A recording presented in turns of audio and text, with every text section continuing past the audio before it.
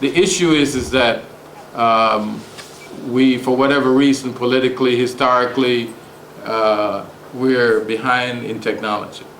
Let me just introduce the gentleman who I put the problem on.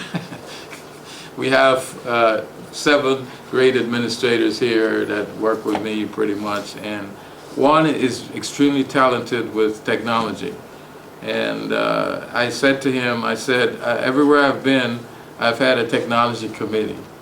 And the technology committee has had a long-term plan and a short-term plan. So I said, look, get the committee, find the brightest teachers at everybody, and let's pull them together. I need a long-term plan and a short-term plan. We've got to do what we have to do.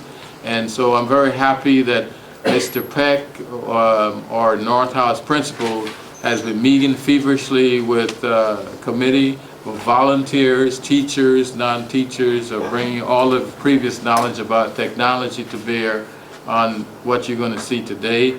And so I'm going to invite him up to get started so that he can present what we had planned, and then we'll have a question and answer session right after. I am not an expert on smartboards by any means. I was a teacher in a classroom 6 years ago. When I was in the classroom, they did not have smartboards. So I've done some research and I've done some practice, but I'm going to try to take you through my presentation. It's a small PowerPoint on a little bit why we need smartboards and a little bit more about smartboards. Then I've got 3 individual lessons using smartboards I want to show you. Basically, a smartboard it's a whiteboard or a chalkboard back when we were in school, but you can touch it, and when you touch it, it responds to your hand. Next screen. So what is a smartboard? What I did is I wanted to go out to the actual internet. And this will take you right to the internet. I'm going to take you right to a smartboard manufacturer. And there's a little tutorial out there on what actually a smartboard is. Now again, if a teacher was in a classroom, they could link that slide to anything. They could take you out to Obama's speech the first day of class if they wanted to. They could take you out to, I'm a social studies teacher by trade. The Great Wall of China is the only man-made structure you can see from outer space. You can go out and see that video on the internet if you're talking about the Great Wall of China. Okay, one of the other things that can go with a smartboard that we don't have in Albany, as you can see right here, is called a smart tablet, where the kids can actually be at the desk and write on the tablet, and it goes up on the smartboard. Okay, those are all little add-ons. I just want to give you a quick overview of some of them. Another one is as this young man is doing. It's an overhead, but it's a document camera. So you can scan documents and work with documents right there, and they go up on the smartboard to manipulate. And when I do my lessons, I've got 3 lessons I want to show you. You'll see some of this technology at work. Okay. So I'll just go back to the PowerPoint slide.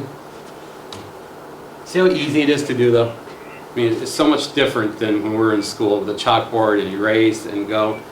It's a whole new world. Okay, why invest? Why spend the money on a smartboard? That's the question. These smartboards run roughly, I found them on the internet for $780, but Dr. McCullough and I aren't too sure, but that's a reputable source to get a smartboard from. So from the school, they run roughly about $2,000 for a smartboard, give or take, depending on what kind of technology you want, depending if you're going to go with overhead arm, depending if you're going to incorporate the LCD. But they're anywhere between $2,000 to $3,000. Why invest that into a smartboard? I mean, what's the point? Okay. Differentiated learning. The smartboards can offer very, very advanced classrooms. There's 3 styles: the tactile, the visual, and the audio. And I drew a little, well, I actually put a little Gardner's multiple intelligence map over there. The differentiated learning is for the students that learn in different styles. And with the smartboard, you can come up, you can touch it. As you can see, I've touched it. I can draw on it. I can do different things, and you'll see more when I get to lessons what you can do with it. When I get to lessons, I'll show you how you can move objects around. But with the differentiated learning in the smartboards, it's a major tool right now. We're probably one of the only schools in the Capital District that does not have a smartboard in high school. I won't say probably, we are. I'll bet money that we are the only one. Okay. They're expensive. I said that. We're not going to, we're not going to say they're not expensive, but they're not expensive for what they do and for the students.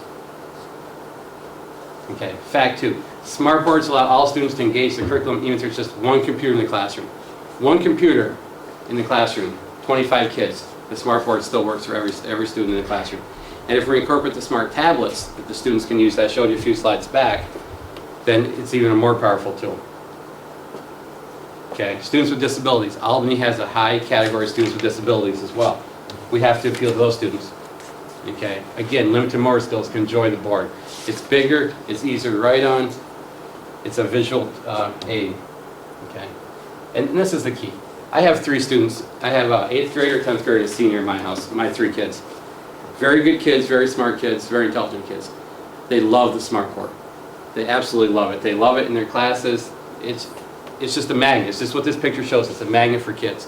When kids can go into a class and actually touch and use an instrument like a smart board. I mean, how many people here sat in a lecture for 45 minutes in high school and dozed off after 15? I mean, it happens, okay? It happens constantly. But when the student knows that they're going to be involved in the lesson and have fun, that's the key. I don't care how old you are. As a teacher, you have to make your lessons fun. And we have to pull out new stops as technology advances. Everyone in here, or almost everyone in here, can reach in their pocket, I'm sure, and bring out a cell phone or some type of PDA. Okay? These kids have this technology. They have these things. This is a mini computer. It's an iPhone. This will do everything that that laptop does, and probably more, actually. Okay? And these kids are coming to school with these tools. They have them at home. They come to the classroom and we're teaching 1970 mode. Literally 1970 mode. Okay? Okay, motivated students will stay in school. The dropout rate. How do we get these kids interested? Going back to the previous slide. They will, studies said, that smart boards will make students interested. Interested students will stay in school. They will do better. They'll go out and they'll get an education at the secondary level. Okay. Again, studies say yes. Now I can say that, but let me show you a couple studies. A case study in North Carolina. The Marzano Research Study. 17% academic improvement in smart board classrooms. That's huge. 17% is huge. Just from putting the smart boards in the classrooms. Okay? Okay, now add this to it. If the teacher uses the smart board in the classroom for a longer period of time, was used more than 75% of the time, 30%, almost 30% increase percentile in their scores. That's huge. I can't think of any other instrument, that you're going to increase 29% by using in the classroom. That's just huge. That's off the charts. Absolutely off the charts. So this is the kind of partnership that we need to get technology in this building. We can't reverse the past, but we need the district. The district alone cannot catch up. They just don't have enough tax money to do it, and the PTA alone can't help. You know, the mayor's office alone and the city alone can't do it. But I know together, with everybody pulling together, we can equip our classroom. This man has been innovative in moving the schools. All the scores that we see at Albany High, except in social studies, are below what New York requires. 250, 300 kids drop out of Albany High every year. They won't do it this year. But the problem is that if we can get the technology needed and the smart boards needed in the classrooms, the students can do better. These same students will then have an opportunity to excel.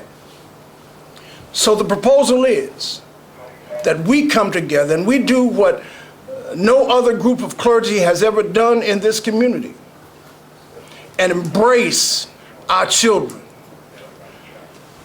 Put some money on the table and buy some smart boards. And if we can make that commitment, I'm sure that our mayor will find some money somewhere. Hopefully the school board will find some money somewhere. Hopefully. I don't know if they will or not. But we need to be proactive on this. And so today, we're asking that if you can, if you will, if you need time to pray about it. I know I've prayed about this, and I've seen the kids. And I believe that we are the ones who ought to take leadership in Albany. We're the ones who ought to step forward and say we're committed to our children.